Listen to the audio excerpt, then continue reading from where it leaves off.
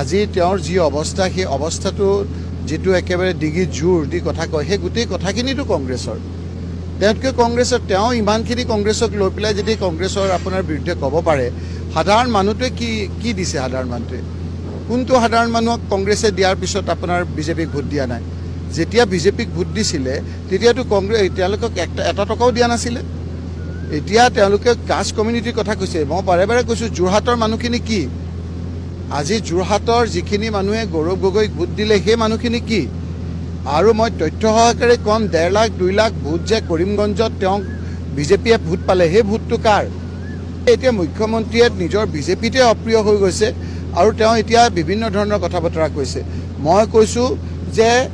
তেওঁ যিবিলাক কথা কৈছে সেই কথাবিলাকৰ খাম কাটিবলৈ হ'লে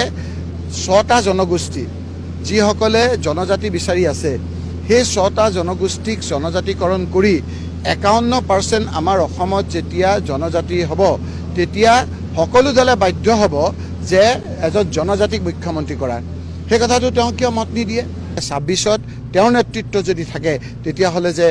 বিজেপিৰ অৱস্থা বেয়া হ'ব সেই কথাখিনি তেওঁ গম পাইছে গতিকে তেওঁ ভাবিছে যে শেষত এতিয়া মই আৰু কি কৰিম গোটেই বস্তুটো এটা খেলিমেলি লগাই এটা আপোনাৰ অশান্তিকৰ পৰিৱেশ সৃষ্টি কৰি গোটেই অসমখনক বিভিন্ন ধৰণেৰে বিশৃংখল সৃষ্টি কৰাৰ কাৰণে এটা অপচেষ্টা চলাইছে নিশ্চয়কৈ মই সকলোকে শান্তি শৃংখলা বজাই ৰাখি তেখেতৰ জালত ভৰি নিদিবৰ কাৰণে মই অনুৰোধ কৰিছোঁ আৰু এনেধৰণৰ কোনো মন্তব্য নিদিব এনেধৰণৰ কোনো কাম নকৰিব যিয়ে আমাৰ সমিল মিলক বাধা দিয়ে আমাৰ সমিল মিল যেটো আছে মিলাপ্ৰীতি সেই মিলক বিঘ্নিত কৰে তেনে কথাত কোনো ধৰণৰ কাণসাৰ দিব নালাগে নিজেই কষ্ট কৰি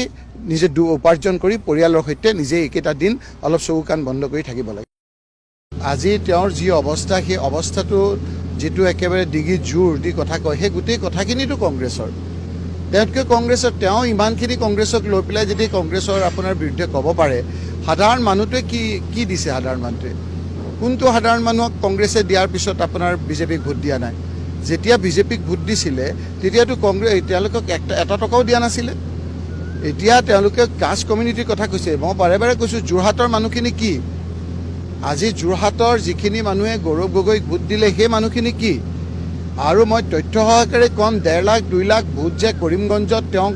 বিজেপিয়ে ভোট পালে সেই ভোটটো কাৰ এতিয়া মুখ্যমন্ত্ৰীয়ে নিজৰ বিজেপিতে অপ্ৰিয় হৈ গৈছে আৰু তেওঁ এতিয়া বিভিন্ন ধৰণৰ কথা বতৰা কৈছে মই কৈছোঁ যে তেওঁ যিবিলাক কথা কৈছে সেই কথাবিলাকৰ খাম কাটিবলৈ হ'লে 6টা জনগোষ্ঠী যিসকলে জনজাতি বিচাৰি আছে সেই 6টা জনগোষ্ঠীক জনজাতিকৰণ কৰি 51% আমাৰ অসমত যেতিয়া জনজাতি হ'ব তেতিয়া সকলো দলে বাধ্য হ'ব যে এজন জনজাতিক মুখ্যমন্ত্ৰী কৰাৰ সেই কথাটো তেওঁ কিয় মত নিদিয়ে 26ত তেওঁৰ নেতৃত্ব যদি থাকে তেতিয়াহ'লে যে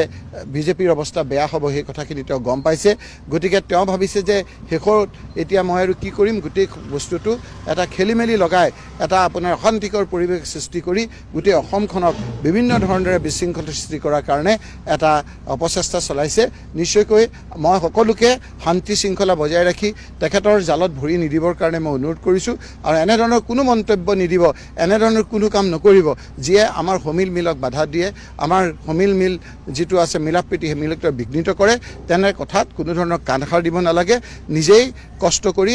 নিজে উপাৰ্জন কৰি পৰিয়ালৰ সৈতে নিজেই একেটা দিন অলপ চকু কাণ বন্ধ কৰি থাকিব লাগে।